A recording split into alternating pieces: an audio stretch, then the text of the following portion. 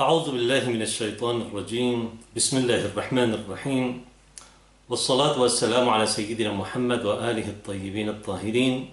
En el nombre de Dios, el compasivo, el misericordioso, que las bendiciones de Dios sean sobre el profeta del Islam Muhammad y los inmaculados imames de su familia. En esta 12ª clase sobre el tafsir, la exégesis del Sagrado Corán y sus métodos y fundamentos, veremos el tafsir del Corán en la época de los compañeros del profeta de Dios, sallallahu alaihi wa alihi. En la clase anterior habíamos visto el tafsir y todo lo que rodeaba el tafsir en la época del mensajero de Dios, que las bendiciones y la paz sean con él y su descendencia. Y ahora veremos lo que es el tafsir, no solamente cronológicamente hablando, la situación del tafsir durante esa época, sino la relevancia de ese periodo, o del tafsir de los compañeros del profeta del Islam, para las exégesis que realizaron los sabios posteriormente e incluso hoy en día. En la mayoría de las obras de tafsir de los sabios de la corriente sunni, ellos toman la mayoría de los tafsires del tafsir riwai, o sea, del tafsir basado en narraciones de los compañeros del profeta del Islam. Hay tafsir o explicación de las aleyas del Sagrado Corán idiomático, tafsir idiomático. Se desglosan las frases, palabras del Sagrado Corán y se le hace un análisis sintáctico gramatical y morfológico, por supuesto, etc. Y hay otro tipo de tafsir que es la explicación del Sagrado Corán desde un punto de vista sociológico, como se lo hace hoy en día, como lo hizo el gran sabio Allama Tabatabai en su famoso libro, en su Tafsir al-Mizan. Hay tafsires científicos en el sentido de analizar muchos fenómenos científicos que fueron anunciados en el Sagrado Corán, explicados en el Sagrado Corán, como la ciencia después va avalando conceptos que ya estaban descritos en el Sagrado Corán. Y tenemos también el tafsir riwai o tafsir athari, o sea, tafsir basado en narraciones. La mayor parte del tafsir basado en narraciones que siguen los sabios de tendencia sunni es basándose en narraciones de los compañeros del profeta. Es más, es en explicaciones que dieron los mismos compañeros del profeta del Islam, sallallahu alaihi wa alihi, y en muy pocos casos refiriendo esa explicación como explicación dada por el mensajero de Dios. Y es por eso que según los mismos sabios del Islam, tan solo un 7% de las explicaciones que se dan como tafsir basado en narraciones se basa en hadices del profeta del Islam, sallallahu alaihi wa alihi, y lo demás se basa en dichos de los sahaba, o sea, de los compañeros del profeta, de los compañeros, que son los tabi'in, y los compañeros de los tabi'in, tabi'in, serán los compañeros de los compañeros de los compañeros. Pero como estas dos últimos niveles de transmisores, prácticamente todo, basan todas sus opiniones en lo transmitido por los compañeros. Es por eso que podemos decir que la mayor parte de estas explicaciones basadas en tradición se forman estas interpretaciones o explicaciones a partir de explicaciones dadas por los compañeros del profeta del Islam. El sabio Suyuti tiene un libro de tafsir también, es un sabio de la escuela sunni, dice que había 10 compañeros del profeta que fueron famosos o célebres por haber brindado explicaciones del Sagrado Corán. Y nombra a Ali, alayhi salam, Abu Bakr, Omar, Osman, Ibn Mas'ud, Ibn Abbas, Ubay ibn Ka'b, Zayd ibn Thabit, Abu Musa al-Ash'ari, Abdullah ibn Zubayr. De entre los califas, o sea, de entre los 4 primeros nombrados, menciona a Ali ibn Abi Talib, alayhi salam, como el compañero del profeta que más legado de tafsir nos ha dejado. Si bien As-Suyuti lo menciona de esta manera, la realidad es que solamente podemos mencionar a algunos de los compañeros del profeta como célebres en tafsir. Puede haber compañeros del profeta que han mencionado aisladamente una narración del profeta o una explicación que surgió de ellos mismos de alguna ley del Sagrado Corán, pero eso no significa que hayan sido célebres en el tafsir o explicación del Sagrado Corán, sino simplemente como algo aislado. El mismo Abu Bakr se ha mencionado en el libro de hadices, no se han mencionado más que unas 10 casos en los cuales existan en sus palabras explicación del Sagrado Corán. Esto no es una cuestión tendenciosa, esto es una cuestión basada en la realidad, en los libros que se encuentran disponibles, en las obras que se han transmitido. Puede haber diferentes explicaciones para ello. Una de ellas es que en vida del profeta del Islam la gente se refería al profeta del Islam. Y después Abu Bakr, que tenía mucha más edad que el profeta, solamente no llegó a estar 2 años como califa. Bueno, por lo tanto, esto no es tendencioso, sino que es simplemente hablar de una realidad académica. Y esto lo dicen los mismos sabios sunni. Az-Zarkashi, otro sabio sunni, fallecido en el año 794 de la Égira, considera a Ali ibn Abi Talib como Sadrul Mufassirin, el principal exégeta. Y también considera después a Ibn Abbas, primo del profeta y del Imam Ali, Abdullah ibn Amr ibn As, lo considera en segundo y tercer lugar respectivamente como compañeros célebres en brindar explicaciones o tafsir del Sagrado Corán. E incluso él mismo menciona que Ibn Abbas, si bien las narraciones que existen sobre el tema del tafsir son mayores que las del resto, no hay que olvidar que el mismo Ibn Abbas dijo que la mayoría de los conocimientos que tiene y la mayoría de los conocimientos que tiene sobre el Sagrado Corán los tomó del mismo Ali ibn Abi Talib. Ya hablaremos al respecto cuando hablemos de Ibn Abbas específicamente.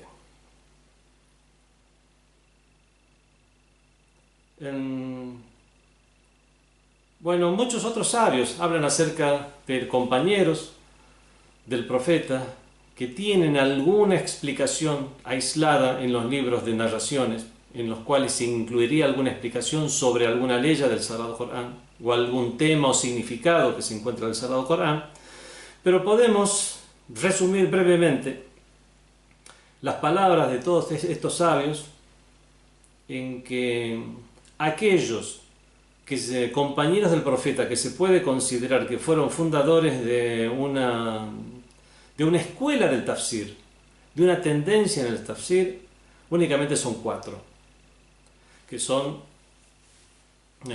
Ali bin Abi Talib alayhi salam, Abdullah bin Abbas, Ibn Mas'ud, Abdullah bin Mas'ud y Ubay bin Ka'b. Estos 4 podemos decir que tienen una escuela del tafsir. ¿En qué sentido decimos que tiene una escuela del tafsir? Porque los hadices que tienen sobre el tafsir no están de forma aislada, sino que podemos decir que hay un gran bagaje de tradiciones que se refieren a ellos, que procede de ellos, que nos hablan que han dejado alumnos que han aprendido de ellos, que han transmitido de ellos, que hay varias vías conocidas, vías de transmisión, como que transmiten de ellos cuestiones del tafsir, en particular, este tema en particular. Y toda una serie de cosas que los hacen célebres en el tema del tafsir o exégesis del Sagrado Corán, cosa que no ocurre con el resto de los compañeros. Es por eso que estos 4 los consideramos como principales entre los sabios del tafsir.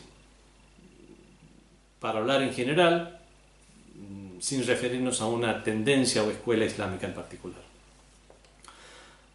Hablemos entonces, bueno, ya habíamos dicho que, por ejemplo, de Abu Bakr no se transmiten más que unos 10 casos en los cuales él brinda una explicación de alguna ley o algún significado del Sagrado Corán. Comencemos con el imam Ali ibn Abi Talib alayhi salam. No hablaremos ya de todos sus antecedentes, como alumno del profeta, que se crió en su casa siendo niño, bueno, etcétera, etcétera, que era un gran sabio de la comunidad, que el mismo profeta avaló su sabiduría: soy la ciudad del saber y Ali es su puerta, yo estoy con el Corán, Ali está con el Corán y el Corán está con Ali, etcétera, etcétera. Podemos decir que los expertos en el tafsir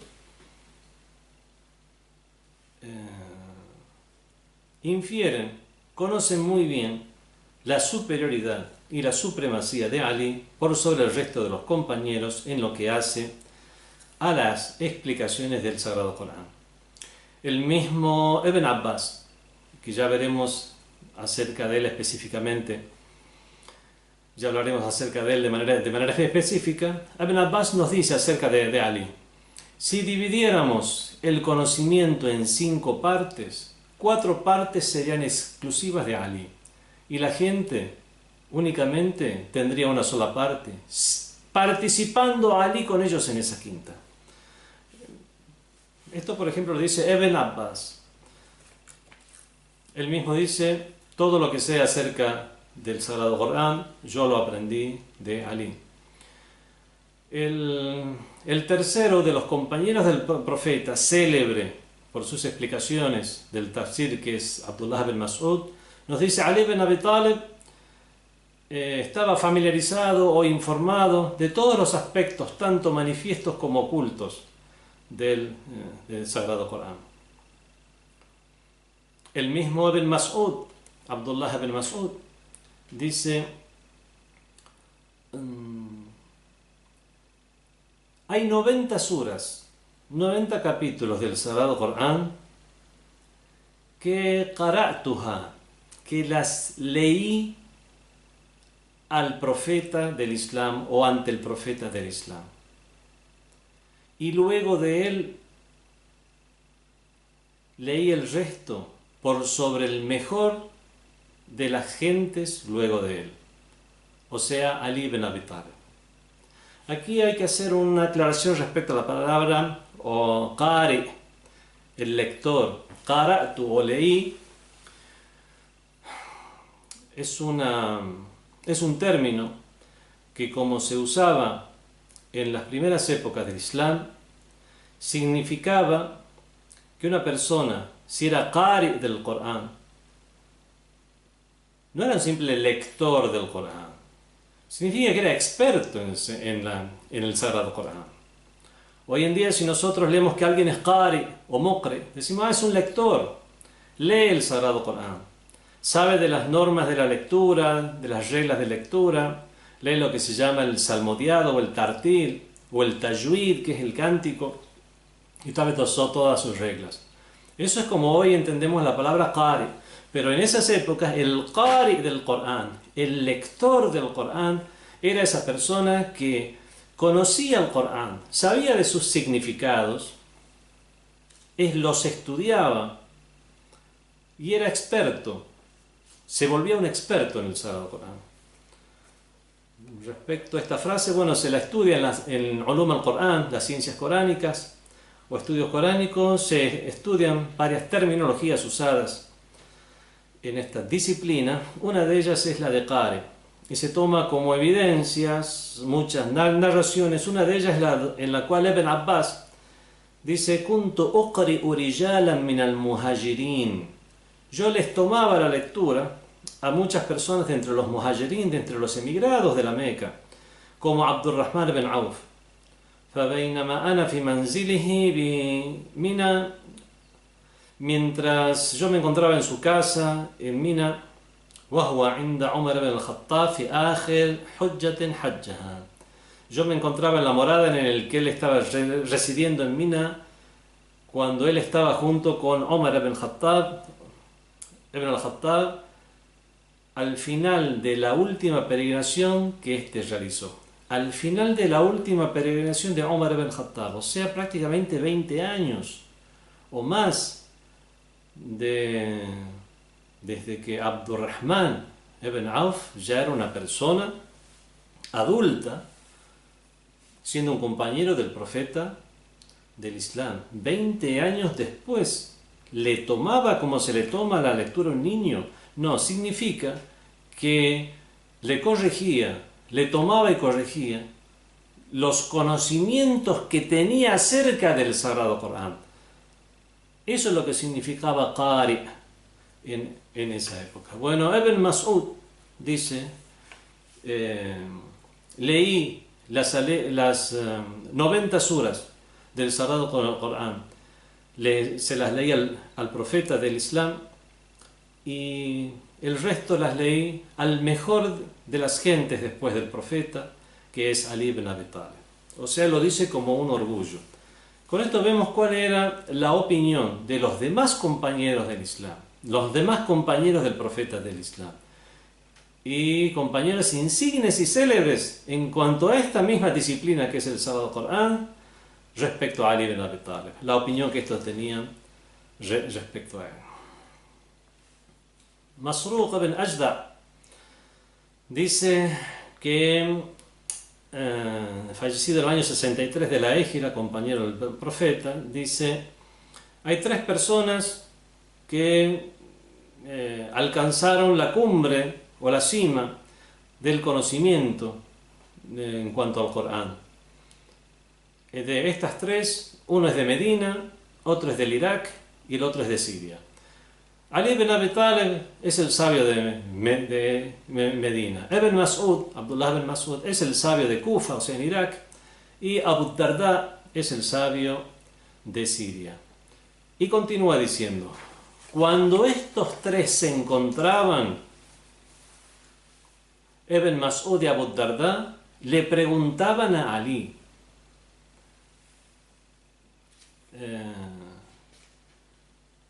Tenemos otros testimonios más acerca de los compañeros del profeta del Islam, acerca de Ali ibn Abi Talib. Ata ibn Rabah dice: no había nadie más sabio respecto al tafsir que Ali ibn Abi Talib. Amr ibn Wathila dice: un día Ali se encontraba entre la gente disertando y dijo: mi muerte está cerca, preguntadme antes que me perdáis, preguntadme lo que queráis respecto al Sagrado Corán, que conozco lo que se encuentra entre sus 2 tapas, no hay ninguna ley que, que sea oculta para mí, que yo no conozca. Conozco cada ley, cuál es su significado, cuándo fue revelada, sobre qué fue revelado y cuál es su sentido real.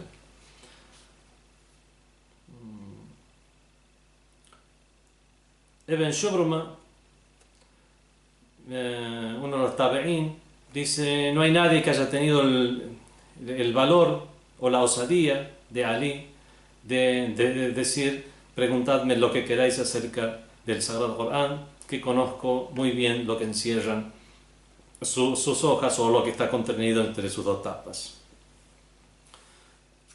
Con esto nos queda en claro cuál era la opinión de los demás compañeros del profeta acerca de Ali ibn Abi Talib.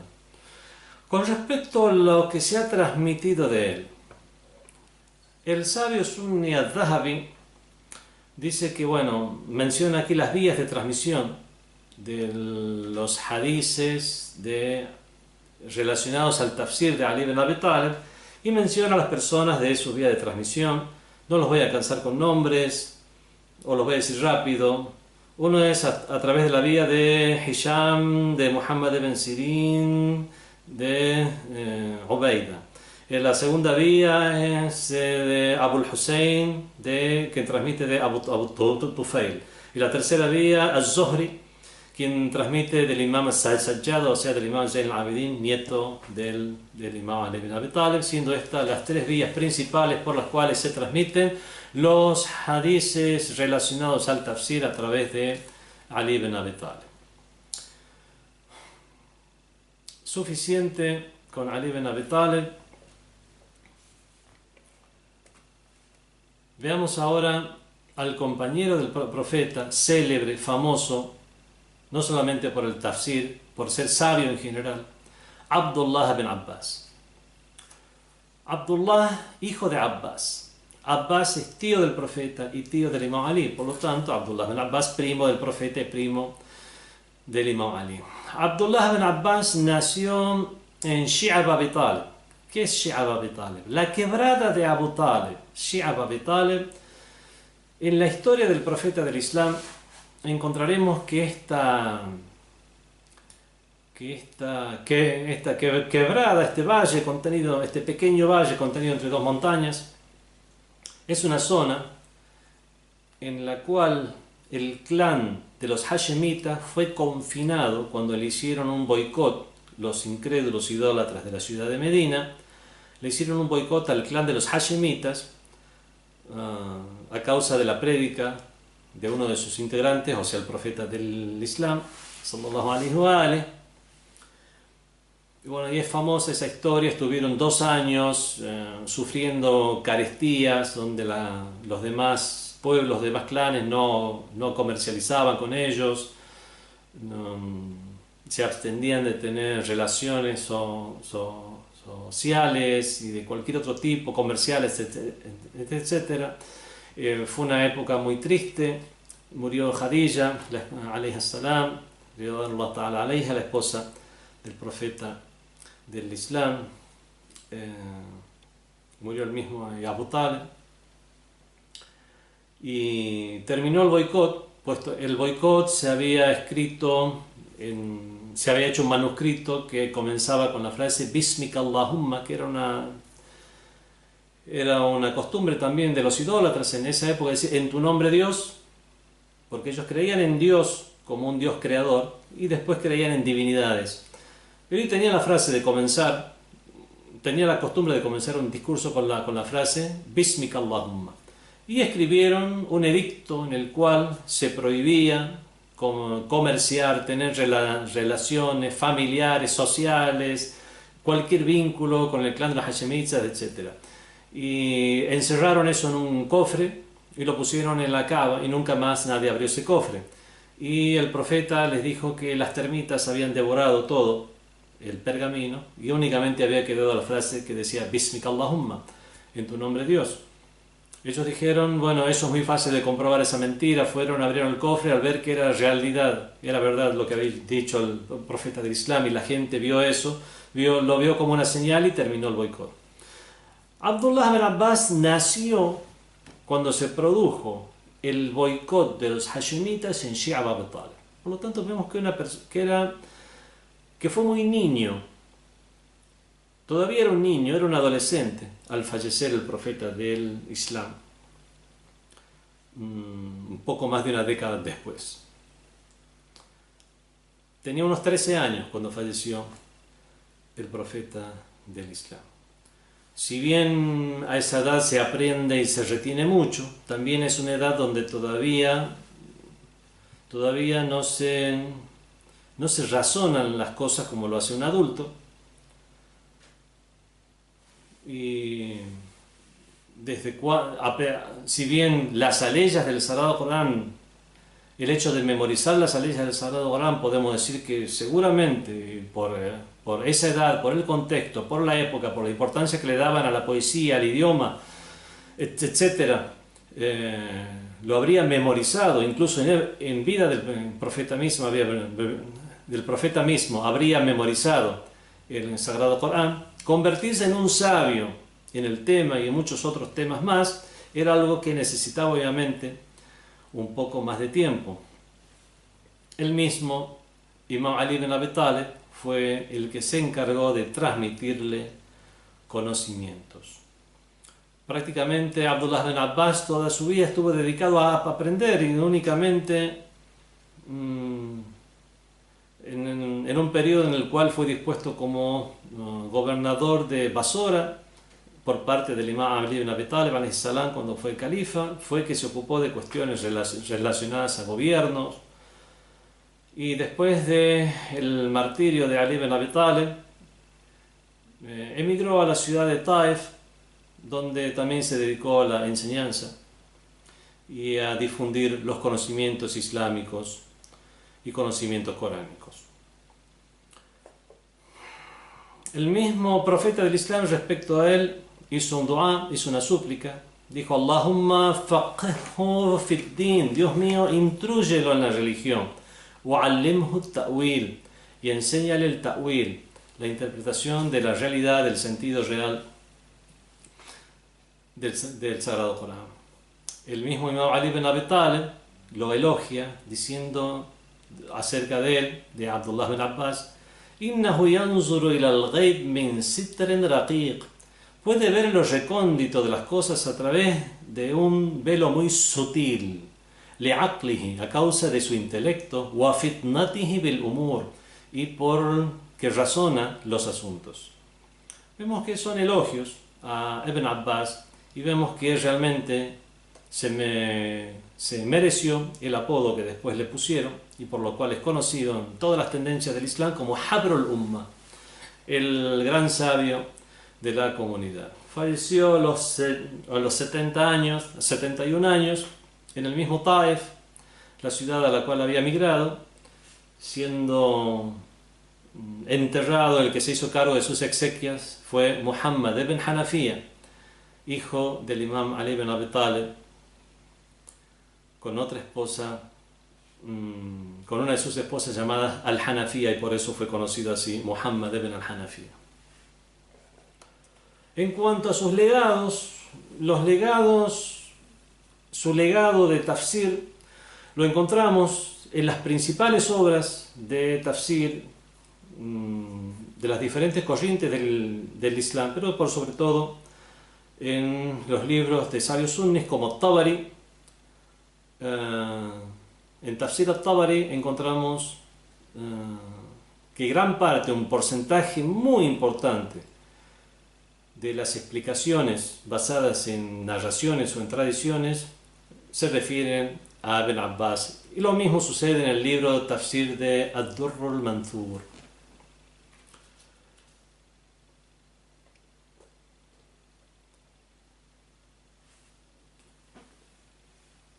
Ibn Abbas tuvo alumnos. Lamentablemente algunos de esos alumnos atribuyeron a Ibn Abbas explicaciones que surgían de ellos mismos. Entre sus alumnos famosos, entre los tabi'in, está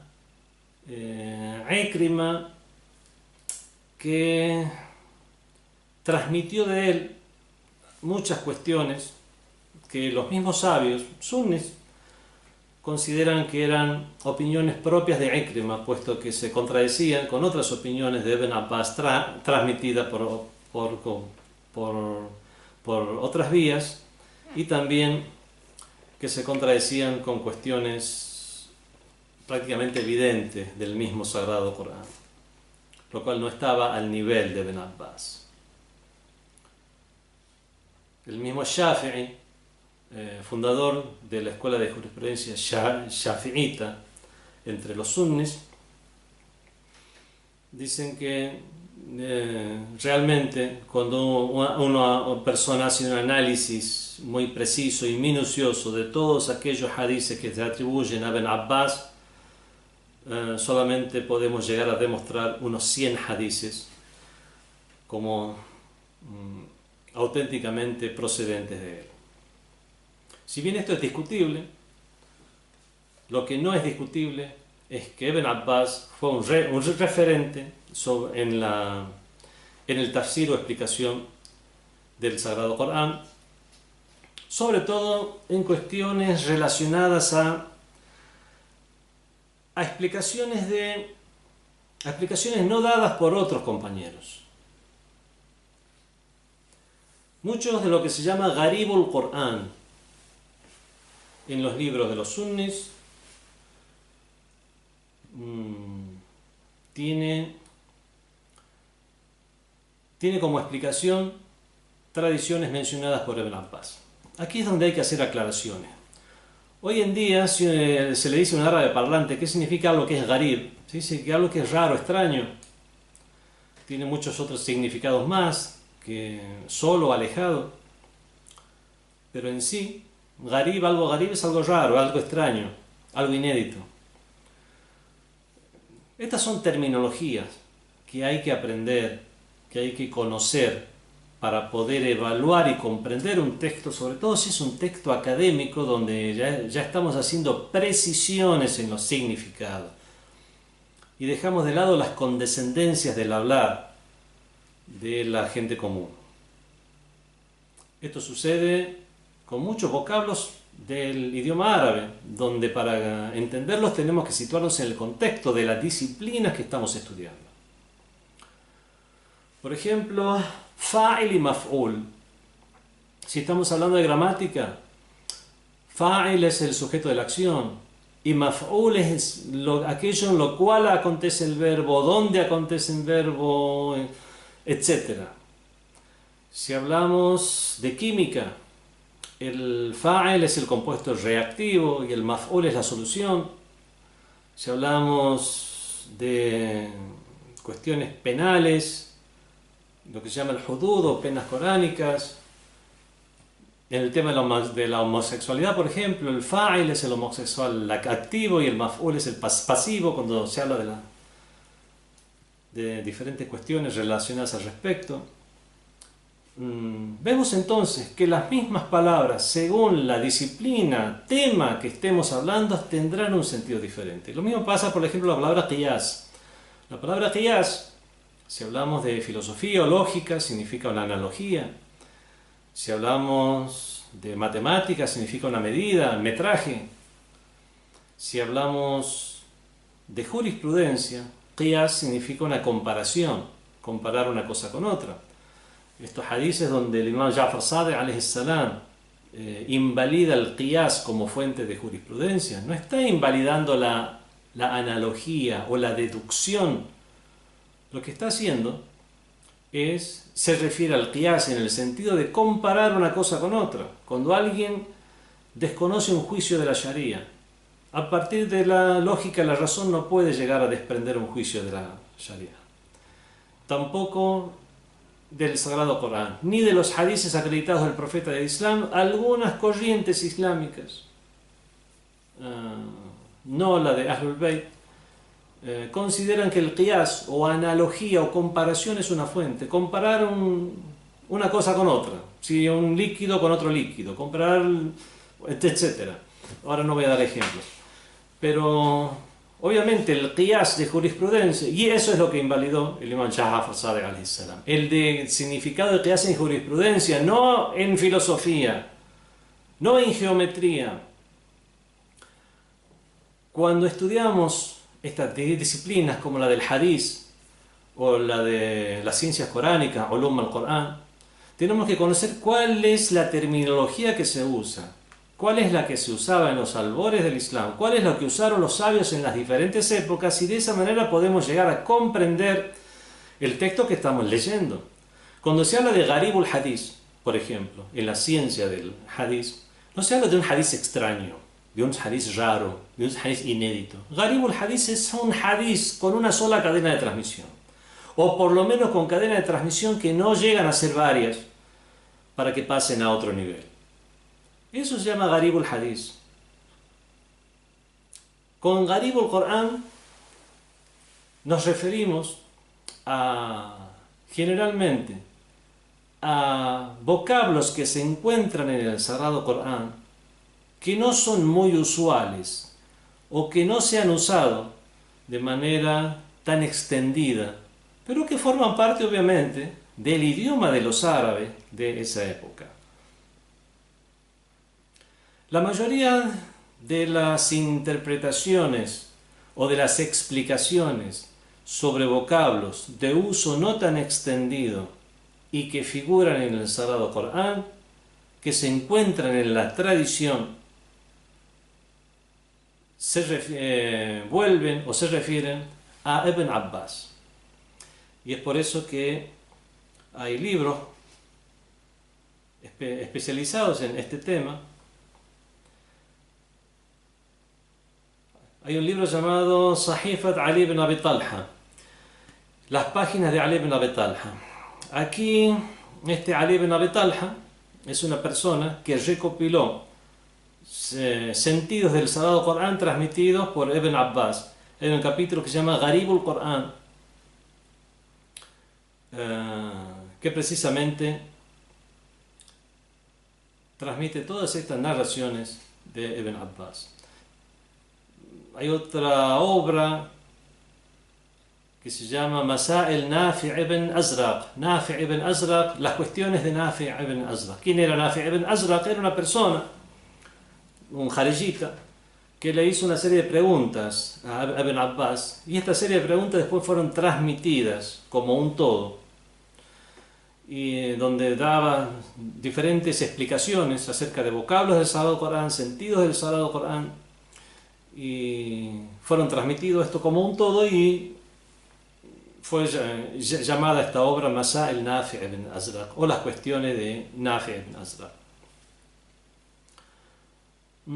También el famoso sabio, experto o exégeta llamado el Fairuzabadi, también tiene un libro que se llama Tanwir al-Miqbas an Tafsir ibn Abbas.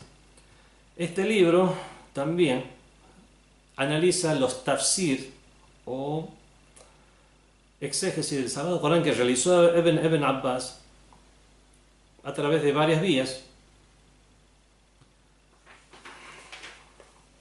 Si bien otros sabios llegan a dudar de algunas de las tradiciones como que realmente surgieron de Ibn Abbas, algunos incluso dudan de que realmente este libro sea de autoría del Fairuzabadi, a causa de incongruencias que se encontraron en el mismo. Bueno, fuera de estas tres obras que están como un todo, otras explicaciones o tafsir de las leyes del Sagrado Corán lo encontramos de forma dispersa en diferentes libros de tafsir, como el Tafsir al-Tabari o el Tafsir al-Durr al-Mansur y otros más. Suficiente ya con Ibn Abbas están las vías de transmisión, las diferentes vías de transmisión, pero están llenas de nombres con las cuales no los voy a cansar. Veamos ahora a Abdullah ibn Mas'ud. Abdullah ibn Mas'ud fue la sexta persona que se hizo musulmana, la sexta persona en creer en el mensajero de Dios. Fue una persona que también era se interesaba mucho por preguntar acerca de cuestiones del Islam y del Corán en particular, cosa que no era muy común entre los compañeros del profeta del Islam, que no estaban preguntándole al profeta de manera continua, no estaban aprendiendo de manera continua del mismo profeta del Islam, y esto tenía muchos factores, ya lo hemos visto en clases anteriores, por la cultura, venían obviamente que arrastraban toda una cultura de una vida de idolatría y de analfabetismo y falta de instrucción. Lo que hacía es que no supieran ni por dónde comenzar ni qué preguntar. En cambio, Abdullah bin Mas'ud fue una de esas personas que realmente aprovechó el tiempo.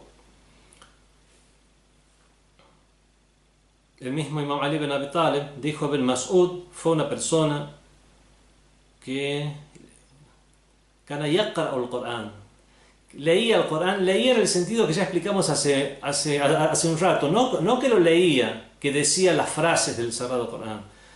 Leía, o sea que se convirtió en un lector del Sagrado Corán. Y haberse convertido en lector del Sagrado Corán, según la terminología de esa época, significaba haber comprendido su sentido, significado, saber lo que es halal, saber lo que es haram y actuar según ello.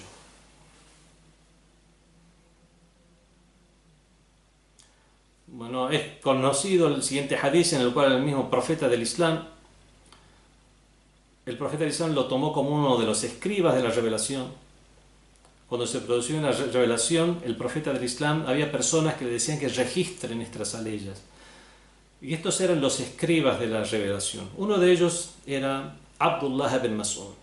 Una vez el profeta le dijo a Abdullah bin Mas'ud: léeme algo del Sagrado Corán. Ibn Mas'ud le dijo: tú eres la persona sobre quien fue revelado el Sagrado Corán. Tienes las nociones del Sagrado Corán presente de manera continua. Yo te lo voy a leer a ti. Y el profeta del Islam dijo: quiero escucharlo de otro.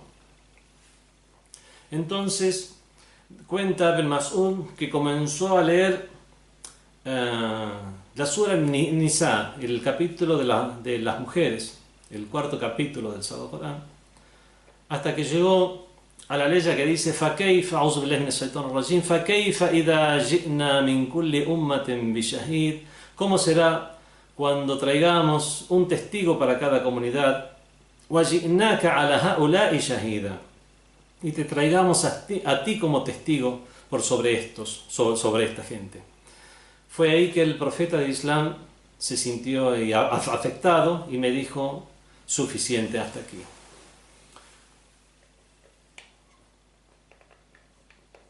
Bueno, respecto a Ibn Mas'ud, las obras o su legado de tafsir fue transmitido a través de diferentes fuentes. Se nombra a las personas famosas, como, bueno, termina la cadena de transmisión, Masruq es famoso, otro más,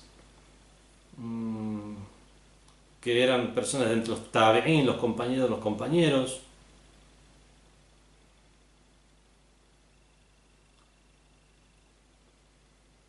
Murra al-Hamadani, Usud ibn Yazid, Alqam ibn Qais, etcétera, etcétera. Bueno, y otras vías de transmisión que los sabios y expertos saben cómo catalogar: de acreditada, sahih, muy acreditada, hasan, buena, etcétera.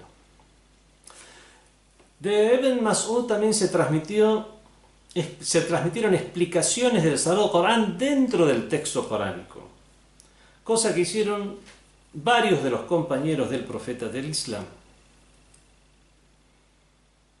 llegando algunos autores de manera equivocada, de manera, en el mejor de los casos, bien intencionada pero equivocada, a considerar que había otros textos del Sagrado Corán donde había agregados, siendo que no es así. Hoy en día solucionamos el tema de los textos que se agregan a los textos de otro poniendo entre paréntesis, entre corchetes, etcétera. Pero en esa época lo que se hacía era poner con una letra mucho más chica, en dimensiones inferiores, dimensiones pequeñas, incluso en otro color. Se dejaba, por ejemplo, el mismo texto original del Sagrado Corán en negro y cualquier otra cosa que se agregue era en rojo. Por ejemplo, Ibn Mas'ud, se transmite de él y de los escritos que dejó, que en la ley del Sagrado Corán que dice: "A'udhu billahi minash shaitanir rajim, laysa alaykum min junah an tabtaghu fadlan min rabbikum", no hay problema para ustedes en que procuréis el favor de vuestro Señor. Después dice: "Fi mawsim al-hajj" o "Fi mawasim al-hajj", en las ceremonias de la peregrinación. Eso no se encuentra hoy en día en el texto coránico. Bueno, en ese entonces tampoco. Eso en las ceremonias de la peregrinación es una explicación de Ibn Mas'ud. Y después sigue el mismo Sagrado Corán. "Fa'idha afattum min Arafat", cuando os desplacéis de Arafat. Afattum, el faid es como el desborde, el fayadanat son las inundaciones, el faid el ilahi es la gracia divina. Aquí es como una muchedumbre. Afadat, o sea, cuando comienza a desplazarse como una masa de agua que se desplaza. "Fa'idha afattum min Arafat", cuando os desplacéis desde Arafat, "fadhkurullaha inda al-mash'ar al-haram", recordad a Dios en al-mash'ar al-haram, que es la zona de Muzdalifa. Vemos que esa explicación que él da, "Fi mawasim al-hajj", no es texto del Sagrado Corán. Y eso hay que tenerlo presente para no caer en el error que cayeron otros, diciendo que había compañeros como Ibn Mas'ud que habrían alegado que habría texto del Sagrado Corán que hoy ya no existe. No es así, absolutamente para nada. Otras alegas del Sagrado Corán transmiten también de Ibn Mas'ud, como aquella que dice: "Kana an-nasu ummatan wahidan", la gente era una sola comunidad. "Fakhtalafu", y se dividieron. Ese "fakhtalafu" no se encuentra en el Sagrado Corán, es una explicación de Ibn Mas'ud. Y continúa la ley: "Faba'atha Allahu an-nabiyyin", y Dios envió a los profetas. O como aquella que dice: "Wamra'atuhu qa'ima", y su esposa estaba parada, y explica el Ibn Mas'ud: "Wa huwa qa'id", siendo que él estaba sentado. Bueno, está aquí hablando de un profeta,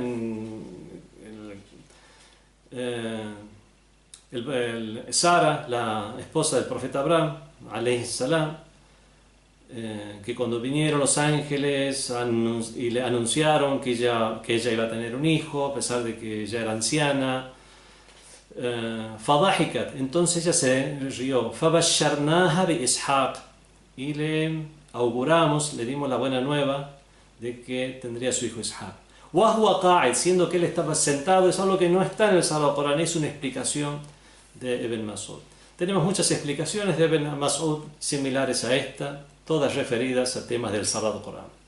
Veamos ahora al cuarto de los compañeros, Ali, Abdullah ibn Abbas, Abdullah ibn Mas'ud y Ubay ibn Ka'b, el cuarto de los compañeros famosos en cuanto a las transmisiones de explicaciones del Sagrado Corán.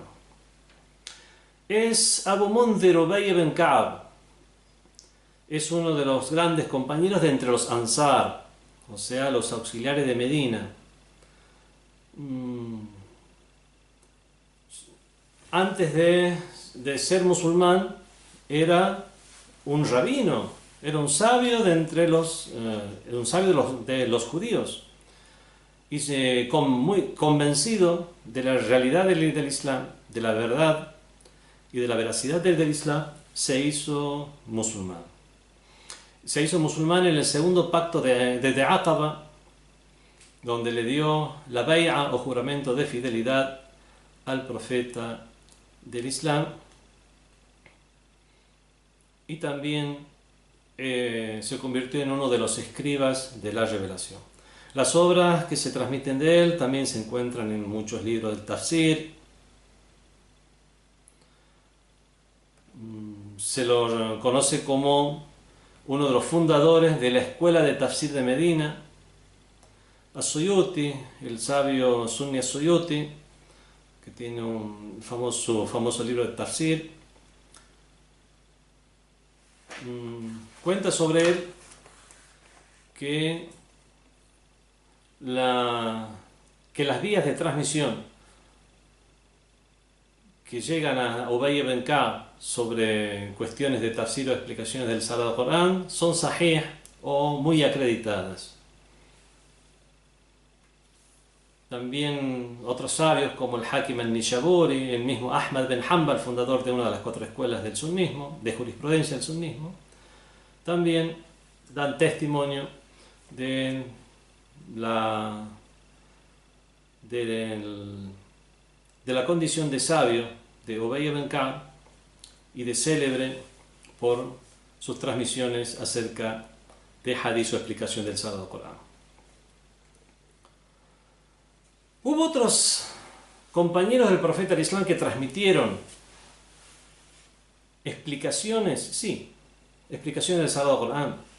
Están Abu Huraira, Aisha, Ibn Omar, Abdullah ibn Amr ibn As, Abu Darda, Salman el Persa, Abu Dhar, Hudayfa ibn Yaman, Abu Sa'id al-Khudri, Anas ibn Malik, Abu Musa al-Ash'ari, Zayd ibn Arqam, Abu Rafi, Osman ibn Affan, Zayd ibn Sabit, Jabir ibn Abdullah al-Ansari.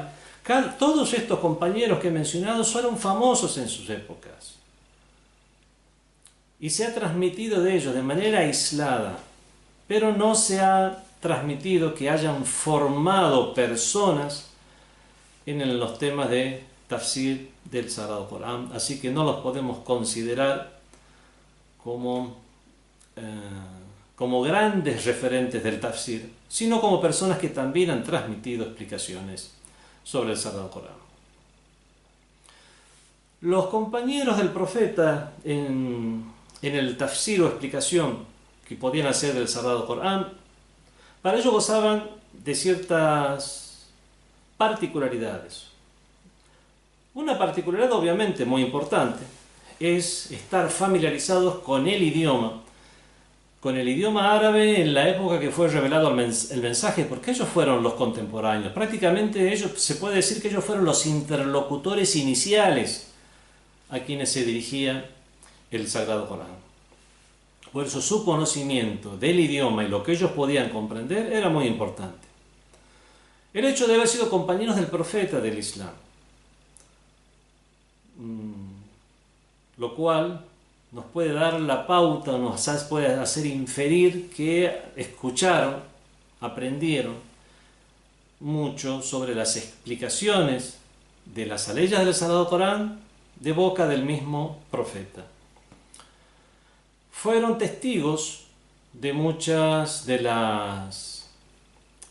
los sucesos que motivaron la revelación, y es por eso que son acreditados en cuanto a transmitir asbabun nuzul, las causas de la revelación. En cuanto a las explicaciones, esas son las características que tenían los compañeros. Ahora, la característica que tiene el tafsir que ellos hacían, podemos decir que en la mayoría de las narraciones consideramos lo que ellos transmitían como asbab al-nuzul, como causas de revelación. Otra de las características del tafsir que ellos hacían es que no se ven diferencias en cuestiones de jurisprudencia o en cuestiones teológicas. No mencionan las diferencias entre uno y otro.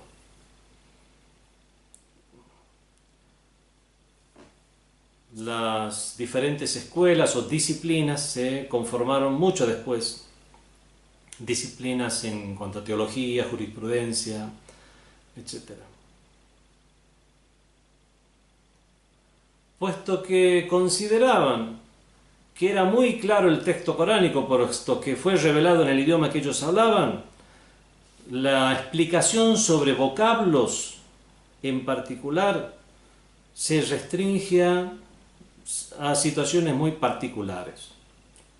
Y es por eso que no vemos que hacían una gran explicación sobre los vocablos en general y su significado. En cuanto a la acreditación que tiene el tafsir de los compañeros, podemos decir que entre el Ahl Sunnah, o sea, los sunni, tiene realmente la mayor acreditación. por todos estos factores que ya hemos mencionado,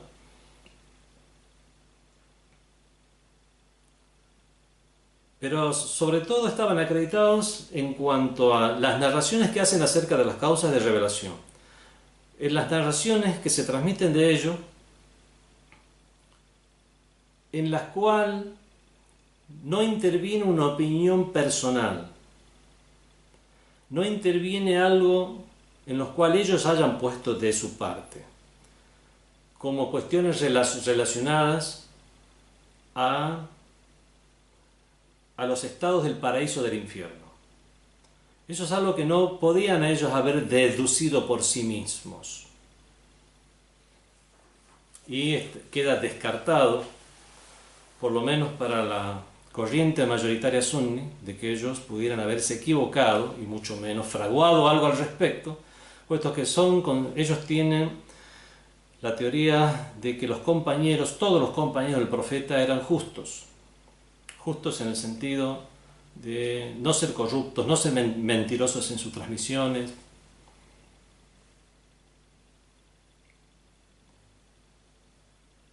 Ahora, con respecto al chiismo, el chiismo tiene consideración por los hadices, por las interpretaciones o tafsires de los compañeros, pero sin considerar que hayan sido justos o inmaculados, sino aquellas personas de las cuales se puede establecer su condición de justo, se toman esas hadices o esas transmisiones.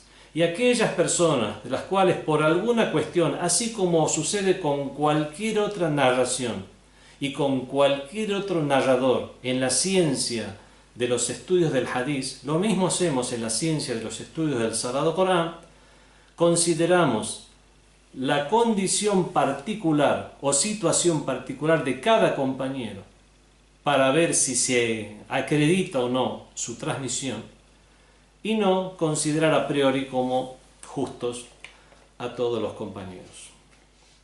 Por lo tanto, si es que es transmitido a través de una vía de transmisión sahih o correcta, se acepta. Cuando a través de los estudios consideramos que es adel o thiqa, es justo o es de confianza,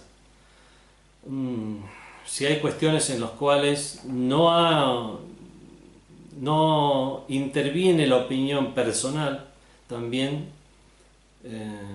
se considera, obviamente cuando no contrarian sus explicaciones a lo manifiesto del Sagrado Corán o a otros hadices acreditados. Bueno, si se cumplen todas estas condiciones, se toman por supuesto las explicaciones de los diferentes compañeros. Hay un tema aquí a tratar que es un tema bastante serio, que es el de las Israiliyat. ¿Qué significa Israiliyat? Israiliyat son narraciones que se introdujeron a la tradición islámica cuando no tienen un origen islámico. Algo que motivó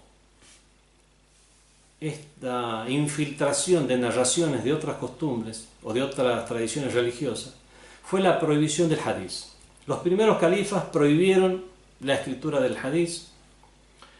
Ya habíamos hablado un poco al respecto, fue únicamente durante el periodo de Ali ibn Abi Talib alayhi salam que se lo permitió, y otra vez los omeyas lo prohibieron hasta prácticamente 100 años después, en lo cual cuando Omar ibn Abdul Aziz, el justo de los omeyas, permitió la escritura del hadiz. Se prohibió transmitir palabras del profeta de Dios. Y para cubrir las preguntas que podían tener muchos musulmanes acerca de cuestiones relacionadas sobre todo a profetas anteriores que también se encuentran en la Torá, en la Biblia, en el Evangelio, e incluso cuestiones de doctrina, donde no tenían al alcance las explicaciones del Sagrado Corán y sí estaban aquellas transmisiones de o judíos conversos o cristianos conversos. Muchas de esas tradiciones, la mayoría de ellas de la tradición judía, se infiltraron en la tradición islámica.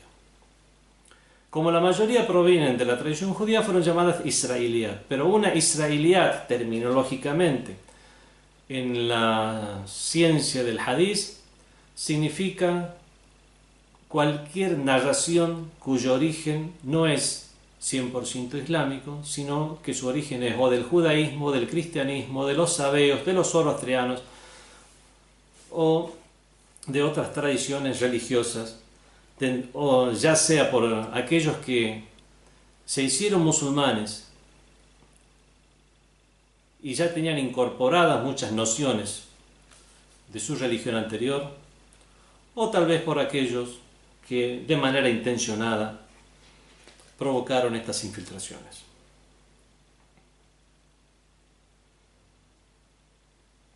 Entre estas personas que difundieron esta israeliyat está Ka'b al-Ahbar. Ka'b al-Ahbar era un judío que hay muchos indicios que nos dicen que realmente nunca se hizo musulmán realmente. Era un rabino entre los judíos y aparentó hacerse musulmán y comenzó a narrar hechos de la Biblia, hechos de la Torá. Lo mismo con Abdullah ibn Salam, Waham Munabbah, Tamim ad-Dari. Algunos eran judíos, otros eran cristianos.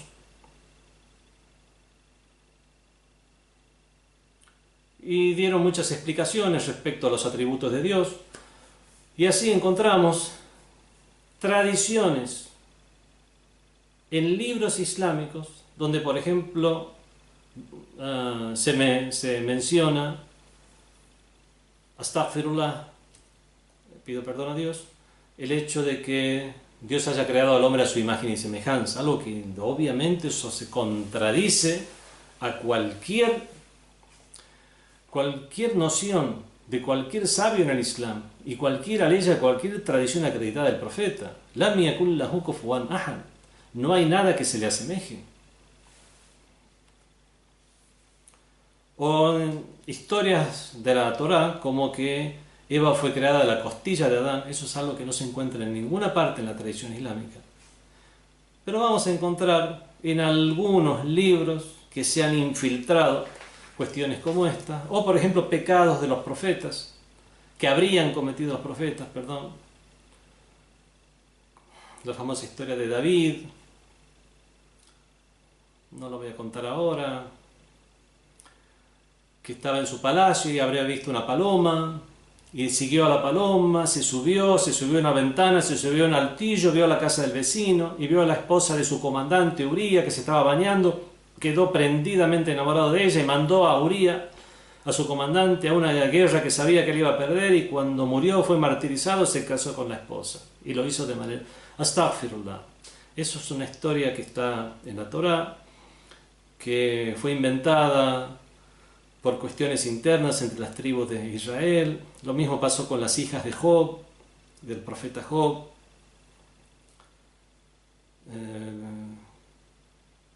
Del profeta Lut,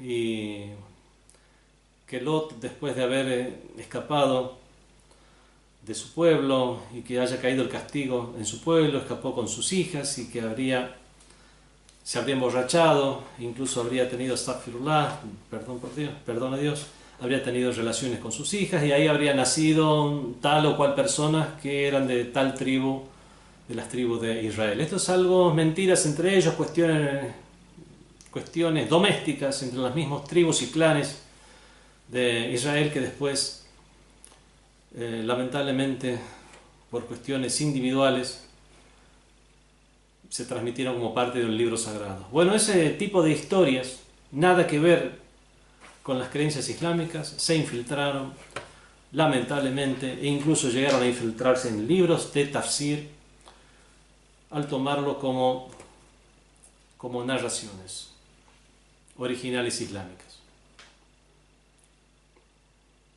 Tanto autores sunnis como autores shias.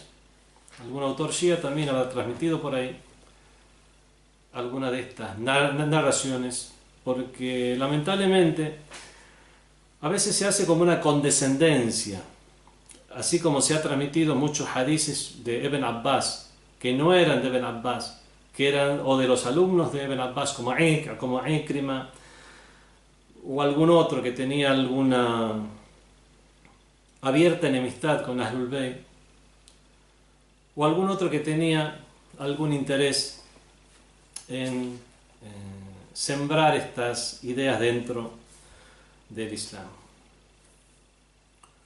Hoy en día muchos sabios y autores están tratando en el mundo sunni, están tratando de purgar sus libros de estas israelíes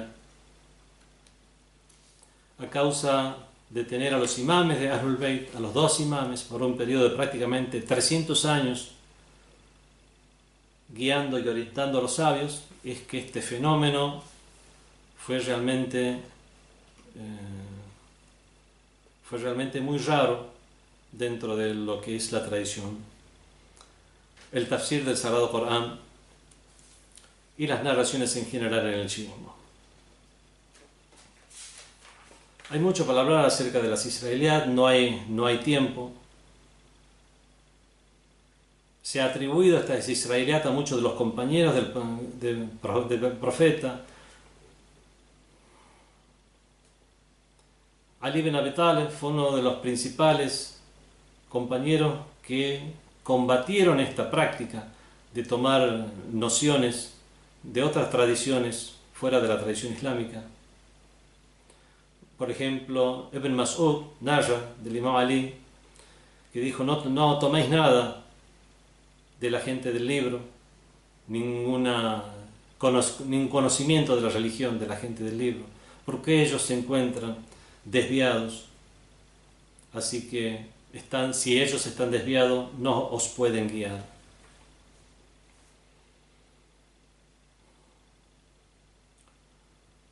Entre aquellos que transmitieron israelíat, y esto lo dice el sabio Mahmoud Aboriya, el sabio sunni Mahmoud Aboriya en su libro Dua ala Sunnat al-Muhammadiyya, están Abu Huraira, Abdullah bin Umar, Abdullah bin Amr bin As, y sobre todo Abu Huraira, que fue muy amigo de el rabino supuestamente islamizado Ka'b al-Ahbar, donde tenía una relación muy cercana, y por eso muchas de las cuestiones que él narró fueron realmente de la tradición judía y no del Islam.